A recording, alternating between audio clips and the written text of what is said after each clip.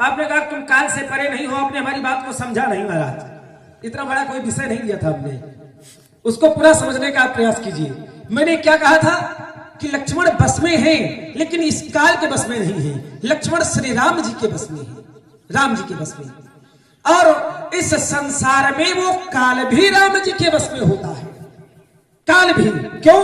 क्योंकि स्थिति जब ये बन जाती है कि धरी न काहू धीर, सबके मन मन सिज हरे, तो जे राखे रघुवीर, ते उबरे ते काल में।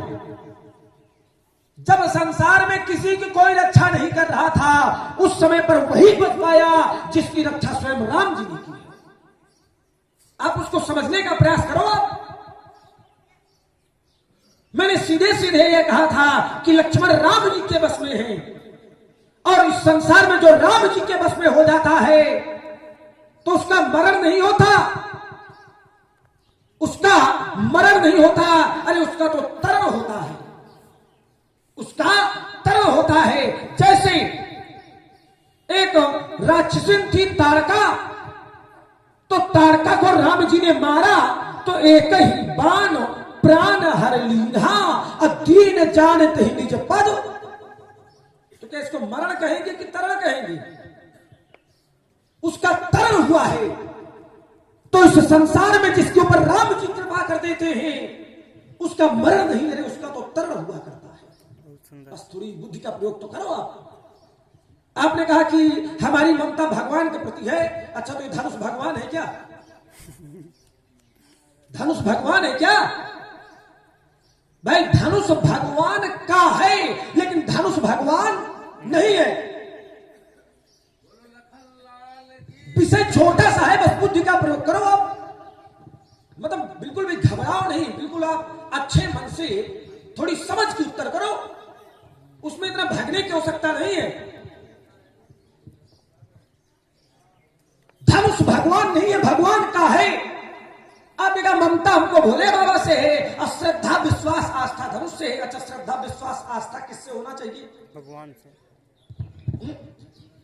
ध्यान दीजिएगा, जैसे ये मंदिर है भगवान का, तो आपको श्रद्धा मंदिर से है कि मंदिर में जो भगवान बैठे हैं उससे? भगवान से है ना। अब मंदिर में अगर भगवान ना हो तो क्या मंदिर में जाओगे आप? मंदिर में आप तभी तो जाते हो जब भगवान है। श्रद्धा किससे होनी चाहिए, भगवान से कि मंदिर से? भगवान से। विश्वास किसके ऊपर होना चाहिए, मंदिर पर कि भगवान पर? क्या बात है। रुक जाइए महाराज। नहीं देखिए, अगर मंदिर में भगवान नहीं होंगे, अगर मंदिर में भगवान नहीं होंगे तो क्या तब भी वो मंदिर कहा जाएगा? मंदिर में जब भगवान होंगे तब मंदिर कहा जाएगा। जैसे आप एक घर में भी भगवान बैठा दीजिए तो घर भी मंदिर बन जाएगा, लेकिन अगर मंदिर में भगवान नहीं बैठे तो मंदिर भी मंदिर नहीं कहा जाएगा। क्योंकि मंदिर तो तब बनता है ना जब मंदिर में बैठने वाला वो परमात्मा आ जाए, तब। आपने कहा कि विश्वास, तो भवानी शंकरो बंदे श्रद्धा विश्वास रूपिया। श्रद्धा और विश्वास के रूप स्वयं भगवान शंकर और मैया पार्वती है। तो जो श्रद्धा विश्वास है ये उनसे करो, इससे थोड़ी करना है भाई। श्रद्धा विश्वास परमात्मा से करो, भगवान से करो। बोले श्रद्धा है, श्रद्धा तो ब्रह्मवाणी का एक सूत्र कहता है, ब्रह्मवाणी का, श्रद्धावान लभते ज्ञानम, श्रद्धावान लभते ज्ञानम तत्पराम शक्तेन्द्रिय ज्ञान लब्ध्वा पराम शांतिं चिरणाधिगच्छति। श्रद्धावान व्यक्ति ज्ञान को प्राप्त होता है, और ज्ञान से क्या प्राप्त होता है, क्या क्या मिलता है ज्ञान से? तो ज्ञान से शांति मिलती है, शांति। अच्छा, शांति ऐसे होती है, ये परशुराम जी के जीवन में शांति है। बोले श्रद्धा है, अगर श्रद्धा है तो शांति होना चाहिए, क्रोध नहीं। औरंगजेब जी, मैंने एक बड़ा छोटा सा विषय किया था कर्म पर, बड़ा छोटा सा विषय, लेकिन आप उसमें भी मात्र इधर उधर घूमने का प्रयास कर रहे हैं। बोले राजाओं ने, समाज ने छिपाया। अच्छा, छिपाया तो मैं विचार करने लगा कि ये राजा क्या है, क्या है ये राजा? तो नृप सब नखत करई उजियारी, लेकिन तारी न सकई चापतम भारी। नखत माने तारागण। ये राजा है तारागण, और धनुष तोड़ने वाला कहा है? चंद्रमा। बोले उदित उदय गिरि मंच पर अमुख ही बाल पतंग। धनुष तोड़ने वाला है सूर्य, तो सूर्य के निकलने से तारागण छिप जाते हैं कि तारागण के निकलने से सूर्य छिप जाता है? सूर्य के निकलने से तारागण छिप जाते हैं। तो ये तारा रूपी राजागण उस सूर्य रूपी धनुष तोड़ने वाले को छिपा सकते हैं? नहीं छिपा सकते। महाराज, मैंने अगर कर्म का धरातल बनाया है तो ये समझो कि इतना आसान नहीं होगा बनाया है, उसको आप इतना आसान बुद्धि से ना प्रयोग करो। बात वही आती है कि क्या कर्म है। अगर बस से बाहर हो तो आओ, धीरे से हमारे कार में कहो कि लक्ष्मण इस बात को ये तो हटा दो, ये तो घटा दो, तो ये तो हटा देंगे, तो घटा देंगे। क्या जबरदस्ती का उत्तर कर रहे हो स्वामी? बढ़िया, थोड़ी सी मुस्कुरा दो, तब क्रोधित आए हुए हो। धनुष टूट गया, टूट जाने दो। अरे पांव छूली फरसा न उठाओ महाराज, काहे तक क्रोधित हो रहे हो? बढ़िया आराम से उत्तर करो, आनंद आवे बढ़िया, ताकि समाज। चलिए, लक्ष्मण कुमार के वक्तव्यों पर जब ध्यान दिया गया तो मैं बार बार विचार करने लगा। पहला कथन कहां चला? लक्ष्मण कुमार का काल के ऊपर। धरी न काहू धीर, सबके मन मन सिज हरे, सब राखे रघुवीर, जे उभरे ते काल बा। लक्ष्मण कुमार ने उदाहरण कहां का लगाया? हमने कहा था काल के वशीभूत तुमको भी होना पड़ेगा। और आप लोग बड़ा ही सुंदर संवाद श्रवण कर रहे हैं दोनों महान विद्वान महापुरुषों के द्वारा। इसी पर प्रभावित हुए हमारे पंडित श्री अनिल दीक्षित जी, उनके द्वारा 51 पुष्प मुद्राएं दोनों सरकारों के, तीनों सरकारों के श्री चरणों पर प्रदान है। बहुत बहुत धन्यवाद, साधु। धरी न काहू धीर, सबके मन मन सिज हरे। ये क्या है? बात हो रही है काल की। लक्ष्मण कुमार ने लगाया काम का सूत्र। तो राजकुमार यहां काम का सूत्र ना लगाओ, यहां काल वाला ही लगाओ, क्योंकि काल की बात होती है। हमने कहा था कि काल के वशीभूत तुमको भी होना पड़ेगा। संसार में कोई ऐसा नहीं है जो जन्मे सो निश्चय नाश है। तो यहां अगर जन्म है, धरातल में आया है, तो उसको काल के वशीभूत होना पड़ेगा, चाहे तुम नहीं चाहे जो कोई हो। वो परमात्मा भी क्यों ना इस वसुंधरा पर आए, अगर उसने नियम बनाया है तो उसको भी लागू स्वीकार करना पड़ेगा। अगर परमात्मा ने बनाया है तो वो भी उस नियम को स्वीकार करेगा। अब यही पर स्वीकार करेगा। अब यही पर रुक जाओ, स्वीकार करेगा। यही पर रुक जाओ। तो परमात्मा ने ये नियम बनाया है कि जिसका जन्म होगा उसकी मृत्यु होगी। परमात्मा मृत्यु लोक में आता है तो परमात्मा भी काल के द्वारा मरता है, काल के द्वारा, लेकिन उस नियम को धारण करेगा। क्या? अगर काल स्वयं आएगा और उपदेश करेगा कि परमात्मा आपको अब चलना चाहिए, तब वसुंधरा से परमात्मा यहां से गमन करेगा। काल कोई भी अगर इस संसार में आया है तो राजकुमार व्यास जी सिद्धांत बताया गया कि पुनरपि जननम, पुनरपि जननम, पुनरपि मरणम। अगर यहां जन्म है तो इस वसुंधरा में आने के बाद अगर जीव है तो वो बार बार जन्म लेता है और बार बार मृत्यु को प्राप्त होता है। अब पुनरपि जननी जठरे शयनम, बार बार गर्भ में आता है। और अगर परमात्मा ने उस नियम को बनाया है, बनाने वाला जब स्वयं स्मरण नहीं करेगा तो वहां का फिर उस नियम का कोई महत्व नहीं रह जाएगा। इसको स्वीकार करना पड़ेगा। ये बात है काल की, और तुमने सूत्र लगाया काम का, तो यहाँ काम की बात नहीं है। तो राजकुमार यहाँ काल के वशीभूत सबको होना पड़ेगा, पहला। दूसरा, लक्ष्मण कुमार ने बताया, हमने कहा था कि इस धनुष के प्रति हमारी श्रद्धा है, हमारी आस्था है और हमारा विश्वास है। तो बोले क्या करना चाहिए? तो लक्ष्मण कुमार ने कहा कि आप ममता, आपकी ममता है और श्रद्धा विश्वास भगवान के प्रति होना चाहिए। ये लक्ष्मण कुमार के कथनानुसार परमात्मा में ही श्रद्धा होना चाहिए और यहां श्रद्धा नहीं होना चाहिए। अच्छा, भगवान की जो वस्तु होती है तो श्रद्धा उसमें होनी चाहिए कि ममता होनी चाहिए? ममता अगर हो रही है तो वो सांसारिक हो जाएगी। ममता आप परमात्मा के प्रति कर सकते हैं तो वही ममता आपको कल्याणदायक हो जाएगी, वही ममता उपासना का रूप ले लेगी। और अगर भगवान की वस्तु है और उससे अगर ज्ञान की प्राप्ति की जाती है तो ज्ञान की प्राप्ति श्रद्धा से होती है कि ममता से होती है? बताइए। श्रद्धा से। और लक्ष्मण कुमार ने सूत्र भी पढ़ा, श्रद्धावान लभते ज्ञानम तत्पर संयतेन्द्रिया।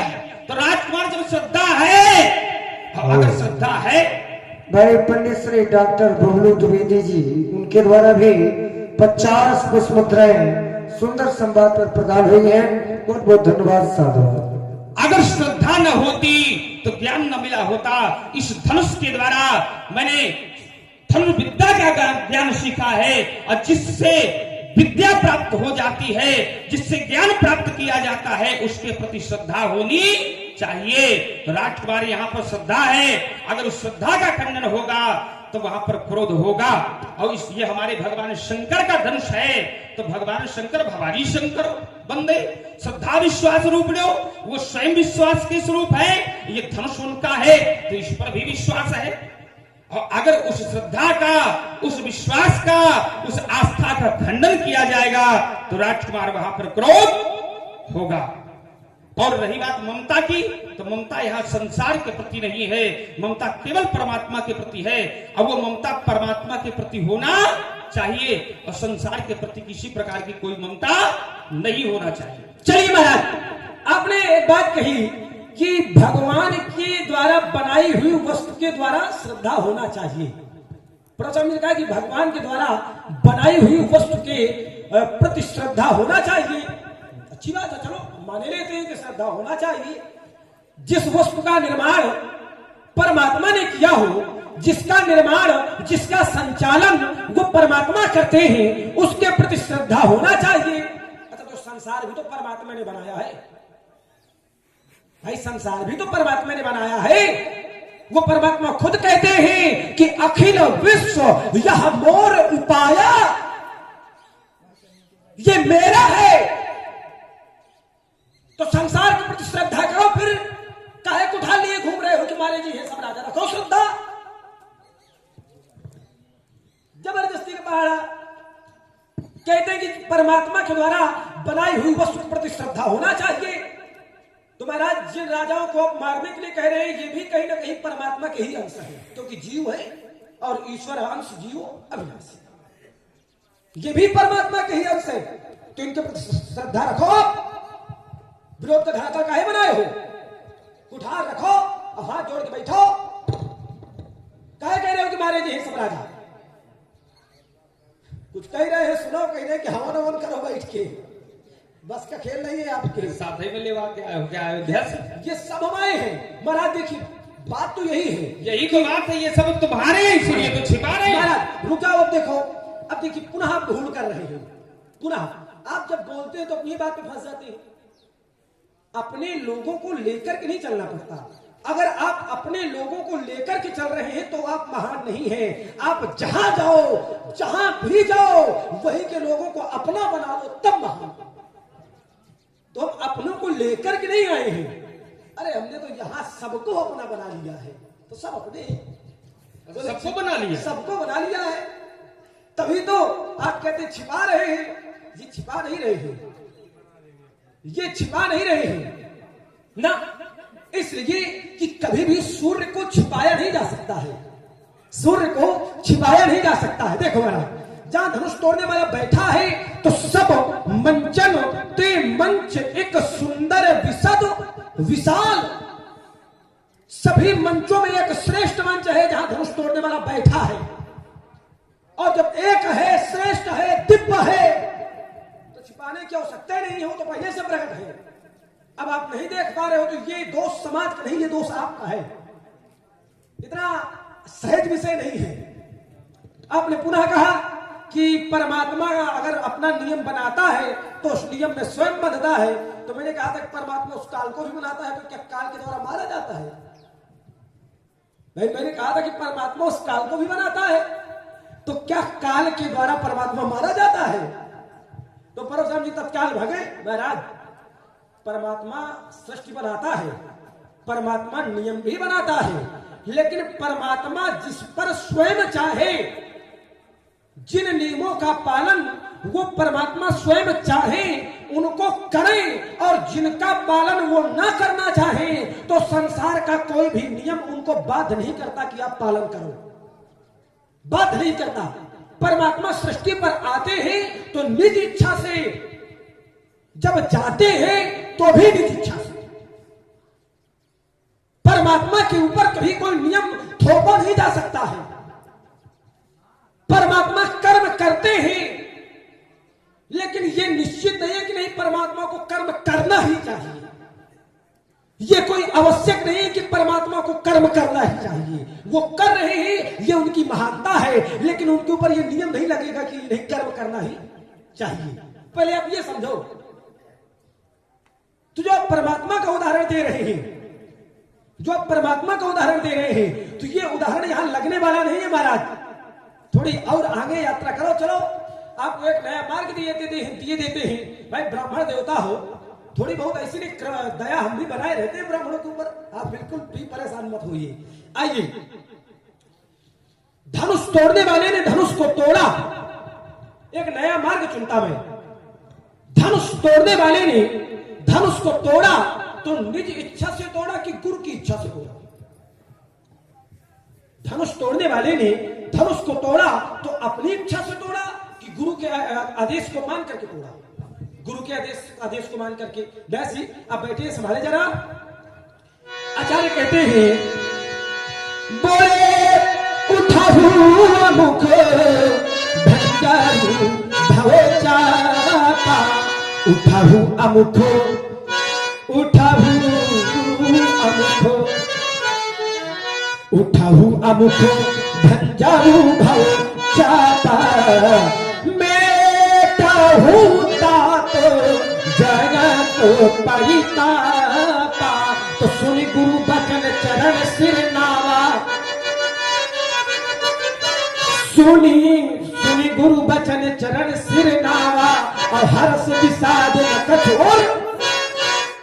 धनुष तोड़ने वाला जब धनुष को तोड़ने के लिए जाता है तो गुरु की इच्छा से जाता है, और ब्रह्मवाणी का सूत्र कहता है, ब्रह्मंड धाय कर्माणि संगत्वा करो दिशा, लिप्ते तेन सा पापेन पदम पत्र निवाभसा। ब्रह्मवाणी का सूत्र कहता है कि जो कार्य महाप्रभु महापुरुषों गुरुओं के आदेश से किए जाते हैं, उन कार्यों में दोष नहीं लगता है। जो कार्य क्यों? क्योंकि सिद्धांत कहता है, बोले मातु पिता प्रभु गुरु के बानी, मातु पिता प्रभु गुरु के बानी, बिना ही विचार करिय शुभ जानी, उचित की अनुचित किए विचार, उचित की अनुचित किए विचारू, अधर्म जानी सिरे पापा को भारू। माता पिता प्रभु और गुरु की वाणी पर अगर विचार किया जाए तो धर्म चला जाता है और पाप लगता है। धनुष तोड़ने वाले ने गुरु की आज्ञा को मान करके धनुष तोड़ा। ब्रह्मवाणी का सूत्र कहता है कि जो कार्य गुरुओं के आदेश से महापुरुषों के आदेश से किए जाते हैं, उन कार्यों में दोष नहीं लगता। बोले कैसे? बोले ठीक उसी प्रकार नहीं लगता जिस प्रकार कमल जल में रहता है, जल में, लेकिन कभी भी जल के अंदर नहीं होता, जल के बाहर होता है। कमल कभी भी जल में लिप्त नहीं होता है, जल से पृथक रहता है। ठीक उसी प्रकार जो कार्य गुरुओं के महापुरुषों के आदेश से किए जाते हैं उन कार्यों में दोष नहीं लगता। मैं सीधे सीधे बिंदु रखता महाराज नया मार्ग है चाहता हूं इसी मार्ग पर चले ताकि समाज को भी आनंद आवे। जब दोष नहीं लगता तो फिर परशुराम जी धनुष तोड़ने वाले के प्रति दोष क्यों देख रहे हैं? चलिए